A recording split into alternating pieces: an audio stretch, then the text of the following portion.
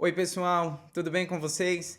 Mais um vídeo aqui no canal falando sobre a independência financeira, a nossa tão sonhada liberdade financeira. O vídeo anterior eu falei que tínhamos que abrir conta em uma corretora, espero que você já tenha feito isso, já tenha a conta aberta em uma corretora. E nesse vídeo aqui a gente vai falar da minha rentabilidade. Como está a minha rentabilidade? Será que vale a pena mesmo investir? Quanto que ele vem ganhando? Quanto que ele ganha com isso? E tudo isso eu vou compartilhar nesse vídeo aqui, tá bom? Então, sem enrolação, bora pro vídeo. No vídeo anterior, eu falei para vocês abrirem a conta na corretora. Bastava entrar no site da corretora específica e se cadastrar.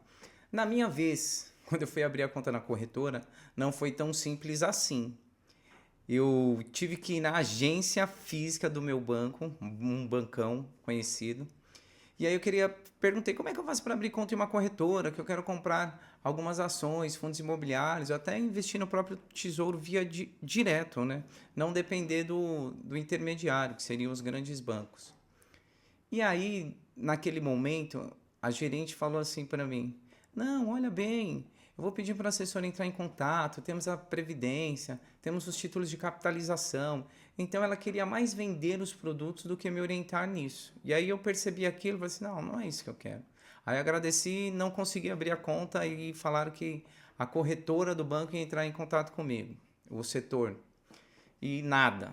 E aí, não sabia o que fazer, fui para a Caixa Econômica Federal.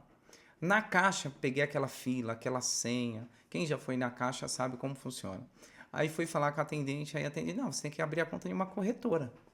Sim, mas como que eu faço para abrir a conta em uma corretora? Aí eu falei assim, não, você tem que procurar isso pela internet ou em algum lugar. Isso aí lá em 2018, 2018. Não tinha tanta informação, tantas pessoas falando sobre o assunto. Aí nesse período eu vi um vídeo do Primo Rico explicando como funcionavam as corretoras. E aí a corretora dele era rica e era a corretora que ele utilizava. Aí eu falei assim, aí eu entrei para ver se era segura, se não era segura. Aí eu tive a minha primeira experiência. Qual foi a minha primeira experiência? Sacar não, transferir o dinheiro da minha conta corrente para a conta da corretora. Então eu transferi R$ 100 na época. Aí eu transferi R$ 100, esperei 2 dias, mandei os R$ 100 de volta da corretora para minha conta corrente. Preocupado se isso funcionava mesmo ou não. Preocupado, galera. Todo mundo fica, não tem como. Aí mandei novamente uma outra quantia de dinheiro na semana seguinte. Aí eu comprei as minhas primeiras ações. Aí eu comprei ações do Itaúsa e ações do Banco BTG Pactual. Se não me engano, o ticker era BPAC11. Mas eu comprei errado, eu queria comprar Banco BMG, que estava assinando contrato com um grande time de futebol. Eu falei assim, nossa, isso pode ser muito bom. Ingênuo, não sabia direito como funcionava o mercado nesse sentido. Aí eu comprei as ações erradas do BPAC. Aí na semana seguinte, eu falei assim, eu vou vender essas ações e ver como que funciona isso. Vendi as ações e o dinheiro caiu na corretora e da corretora transferi de novo. Aí eu falei assim, nossa, isso realmente dá certo. E aí foi quando eu comecei a investir de verdade. Então, não sei se vocês lembram do vídeo anterior. A minha classe de ativos, a minha carteira de investimentos hoje está em 69% em ações, 24% em fundos imobiliários e 6% em caixa, em renda fixa. Por que esse valor todo? O caixa, com a tendência agora com a bolsa nas máximas, a tendência agora é eu fazer um pouco mais de caixa. Mas eu não fico desconfortável com essa posição que eu tenho, porque que nem eu falei para vocês, eu já recebo uns dividendos hoje, que é praticamente uma renda extra muito boa. Então a renda extra, mais o salário ou a minha outra renda que é de personal, eu consigo ficar tranquilo em relação aos meus gastos pessoais. Mas isso é individual, cada um tem os seus gastos e cada um tem as suas necessidades. Hoje, como a bolsa está nas máximas, a tendência que eu tenho agora é aumentar esse caixa. Mas isso, gente, lembra que eu expliquei isso já. Cada investidor tem o seu perfil. Eu não considero esse perfil tão agressivo, apesar de ser 70% em ações. Porque as minhas ações são bem conservadoras. Mas assim, tem gente, lembra, 50% em ações, 50% em renda fixa, 15% em ações, 15% em criptoativos e o resto em renda fixa. Tem gente que tem uma carteira totalmente só em fundos imobiliários. Então, cada investidor tem o seu perfil. E a ideia aqui desses vídeos é esclarecer isso e ver em qual classe de investidor que você acaba se conectando mais com o quanto você espera com isso. Então, o objetivo desse vídeo nada mais é do que você conhecer os produtos e ver qual que é a sua sensibilidade a esses tipos de ativos, tá bom? Então, vou explicar o porquê para vocês que eu tenho tanta parte assim em ações. Vamos lá. Essa é a minha rentabilidade atual, dia 12 de janeiro. Então, no dia 12 de janeiro, eu estava com a rentabilidade de 127% da carteira, enquanto o CDI estava com 84%, CDI nada mais é do que a renda fixa. E o Ibovespa, 87%. Note que no longo prazo, a minha carteira vence tanto o CDI quanto o Ibovespa. É uma rentabilidade bem satisfatória, eu penso. Por 120%, se a gente dividir isso por ano, dá mais ou menos quase 20% ao ano. Lembrando que eu comecei a investir em dezembro de 2018. Vamos lá. Por que que eu invisto tanto em ações? As ações, elas têm os dividendos, que eu falei para vocês, e tem a rentabilidade também das ações. Então aqui, ó, por exemplo, aqui é a minha carteira de ações. Eu tenho 12 ações. Eu trouxe os exemplos aqui para vocês. A primeira ação que eu tenho aqui é a Sanepar, empresa de saneamento básico do Paraná. A porcentagem dela na minha carteira hoje é de 8,17% na carteira. Meu preço médio é R$ 4,61. E a rentabilidade sobre o preço médio está em 81%. Quanto que está essa ação hoje? R$ 8,36. Ou seja, eu tive um ganho de 80% na valorização desse papel. E ela ainda distribuiu dividendos. Então, essa é a empresa de saneamento.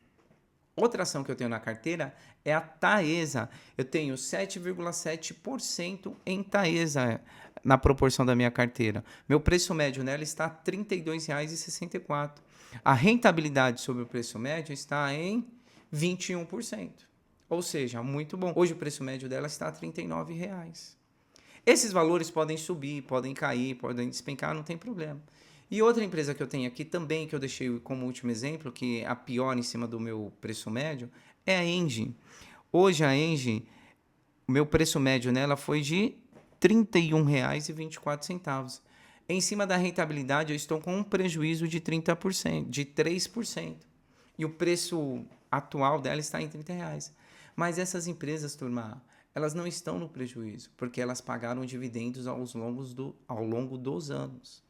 Então, assim, apesar da empresa estar no mesmo valor, mesmo preço que eu comprei há muito tempo atrás, ela entregou vários dividendos e continua com o mesmo valor.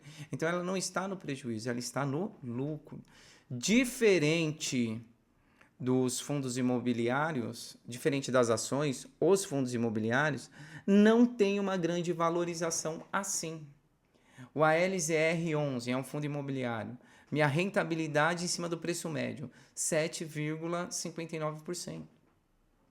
Então, são rentabilidades poucas, mas lembra que eu falei, os fundos imobiliários distribuem 95% dos lucros. Então, se eu comprar o fundo imobiliário, receber a cota e reinvestir, eu vou acabar tendo mais fundos imobiliários.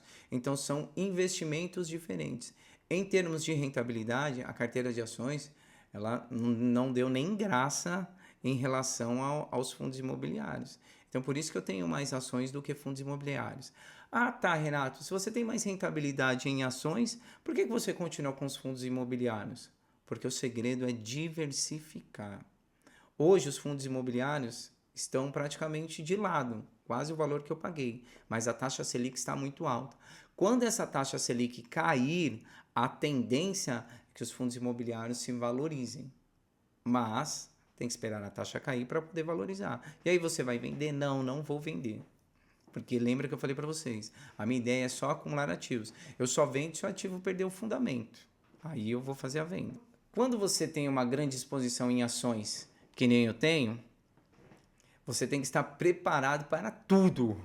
O mercado é complicado. Então, assim, ó, só para ilustrar aqui, ó, em 16 de janeiro de 2020, a minha rentabilidade estava em 32%, ou seja, nossa, cada R$ 100 que eu colocava, eu ganhava 30%. Essa foi minha rentabilidade, eu ganhava 30% em cima do 100, 130, olha que maravilha. Só que quando você tem o capital investido em ações, teve um episódio em 2020 que foi a pandemia.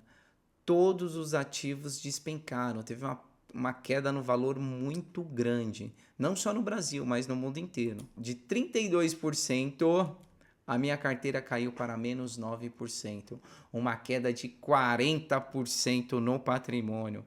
Já parou para pensar? Você tem 100 mil reais alocado e da noite para o dia cai 40%, só sobra 60% de um dia para o outro, de uma semana. Existiu um episódio na Bolsa que pouca gente conhece, que é o Circuit Break. Eu conheci nessa época. Foram 7 Circuit Breaks seguidos. Acho que no intervalo de 2 dias ou de apenas um dia. Não me lembro. Mas eu não sabia. O que é isso? É quando a Bolsa para todas as negociações para o mercado poder se acalmar e os investidores pensarem. Então, paralisa todas as negociações. É um tempo de pausa. Normalmente, quando isso acontece, é porque está em um colapso muito grande, as pessoas estão muito nervosas, o mercado está muito nervoso. E aí a minha carteira caiu 40%. E quando você tem uma grande exposição, você tem que estar preparado para isso. E aí, quando isso acontece, o que você faz? Desiste, fala assim, não, meu Deus, isso aqui não é para mim não, loucura, vou sair disso, não é para mim, não tenho estômago para isso. Cada investidor tem o seu perfil. Quando a bolsa despencou, eu vi isso como uma oportunidade. Ou seja, se eu estava pagando R$50 em uma ação e ela está mais barata hoje, por que não comprar? Se o preço da ação era R$100, hoje o preço da ação está a R$60, por que não comprar? É mais ou menos, gente, que nem um carro. Quando você vai comprar um carro, o carro está avaliado em R$200 mil, um carro zero. Aí você fala, pô, um carro zero, maravilha, R$200 mil. Aí você vai comprar o carro. Não, estou achando caro. E aí naquela semana o carro ele deprecia 40%. Então 200 mil,